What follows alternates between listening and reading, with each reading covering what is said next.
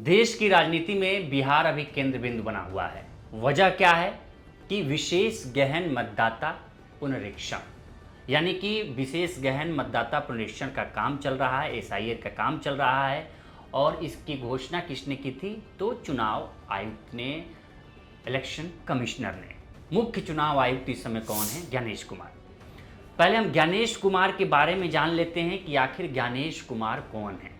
इससे पहले राजीव कुमार थे मुख्य चुनाव आयुक्त। अब इसमें भी बड़ा पेच है कि ज्ञानेश कुमार की जो नियुक्ति हुई थी, इसको लेकर विपक्षी दलों ने विरोध किया था। इनकी नियुक्ति भी विवादास्पद रही।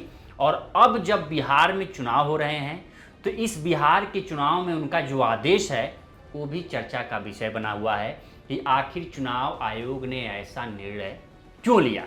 क्या इसके पीछे सरकार की कुछ मंशा है? क्योंकि इनके अंदर में अभी तक एक लोकसभा का चुनाव और 4 राज्यों के विधानसभा चुनाव हुए हैं, जिसमें से 3 राज्यों के चुनाव बीजेपी के पक्ष में आए हैं। और लोकसभा का चुनाव का परिणाम आप जानते ही हैं।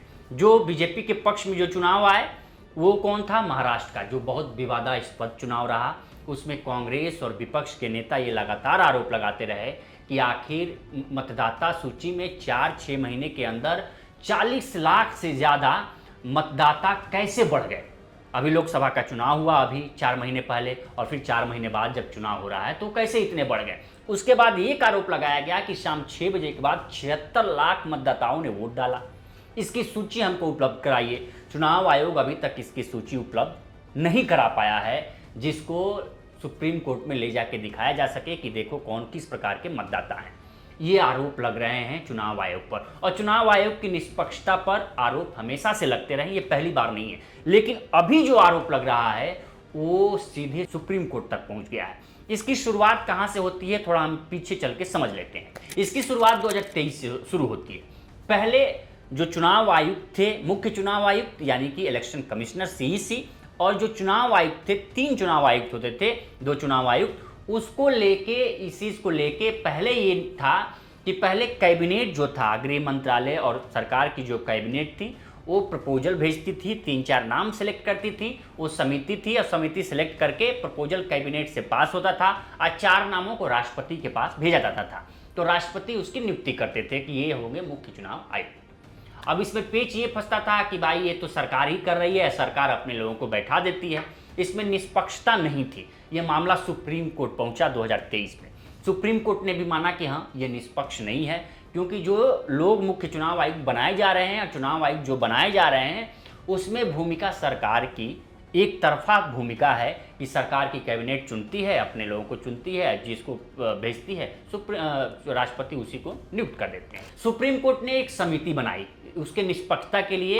मुख्य चुनाव आयुक्त और चुनाव आयुक्तों की नियुक्ति कौन कर सकता है? तो 3 लोग कर सकते हैं। कौन? प्रधानमंत्री, नेता प्रतिपक्ष और CJI, chief justice of India उसमें शामिल होंगे।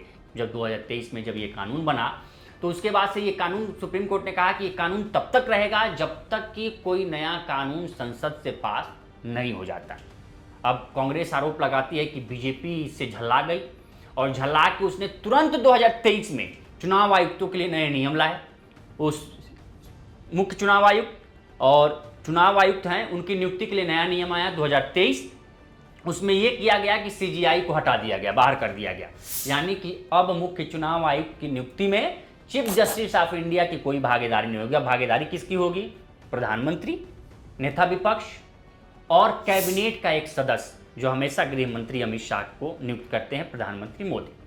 अब इसमें था कि जो बहुमत होगा वही चुनाव आयुक्त नियुक्त होगा। तो बहुमत तो ऐसे ही दिख रहा है कि प्रधानमंत्री जिस पार्टी से होंगे उसी पार्टी के गृह मंत्री होंगे। दोनों की सहमति बनी, यानी कि जो नए चुनाव आयुक्त हुए पहले ज्ञानेश कुमार, उनकी नियुक्ति में 2 लोगों की भूमिका रही। किसकी भूमिका रही? प्रधानमंत्री मोदी और गृह मंत्री अमित शाह की। नेता प्रतिपक्ष राहुल गांधी ने इसको अपोज किया। बैठक से वो बाहर आके ऐसी खबरें मीडिया में चली कि जब ये चुनाव आयुक्त की पहली नियुक्ति हो रही थी नए नियम के अनुसार ज्ञानेश कुमार की, तो राहुल गांधी ने अपना विरोध जताया और ये उस मीटिंग से बाहर हो गए जिस मीटिंग में ये निर्णय लिया जा रहा था। अब हुआ कि ज्ञानेश कुमार सीईसी बना दिया गया, चीफ इलेक्शन कमिश्नर, मुख्य चुनाव आयुक्त बना दिया गया। ज्ञानेश कुमार 1988 बैच के आईएएस अधिकारी हैं। कहाँ के? तो केरला कैडर के आईएएस अधिकारी हैं।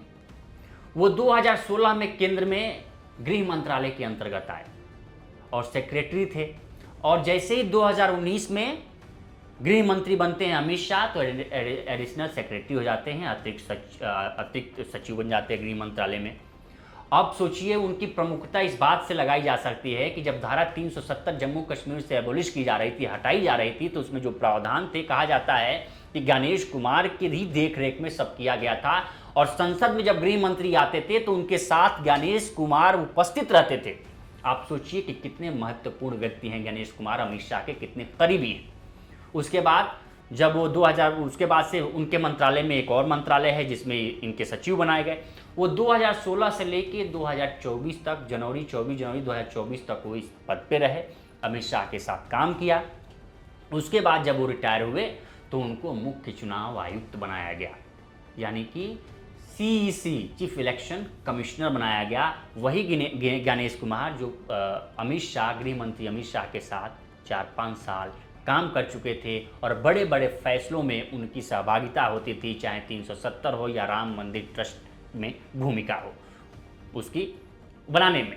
तो गणेश कुमार अमित शाह के सबसे करीबी बताए जाते हैं और आज जो चीफ इलेक्शन कमिश्नर हैं, तो इसकी भूमिका को भी लेके सवाल उठ रहा है। और जैसे महाराष्ट्र में सवाल उठा, जैसे हरियाणा में सवाल उठा कि कैसे लोगों के नंबर बढ़ा दिए गए, मतदाता सूची कैसे बढ़ा दी गई, मतदाता सूची में किन के नाम काटे गए। यही हाल यूपी के उपचुनाव में भी हुआ। अखिलेश यादव ने प्रमाण के साथ ये इलेक्शन कमीशन को भेजा कि देखिए किनके नाम कटे हुए हैं। तो ये सारी चीज़ भेजेगी। अब बिहार में यही है, बिहार में ये आरोप विपक्ष लगा रहा कि ये गरीबों के नाम काटने, जो आरजेडी, कांग्रेस, जो दलित आदिवासी हैं उनके वोट काटने की एक तरह से ये एक प्रक्रिया है जो इनके वोट काट दिए जाएं। अब इसमें हो क्या रहा है कि अब नया नियम लागू किया गया है कि आपको जन्म प्रमाण पत्र देना होगा, आपको निवास प्रमाण पत्र देना होगा, तब आप इस सूची में होंगे, नहीं तो इस सूची से बाहर भी हो जाएंगे। अब सवाल ये भी उठा जा रहा है कि जो 4 चुनाव हुए इसी गणेश कुमार के अंदर में, जो मुख्य चुनाव आयुक्त थे, विधानसभा के चुनाव हुए, उसमें आधार कार्ड क्यों सर्वोपरि था? उन 4 स्टेटों में ये चीजें क्यों नहीं मांगी गई थी? ये भी सवाल उठाया जा रहा है चुनाव आयुक्त के सामने।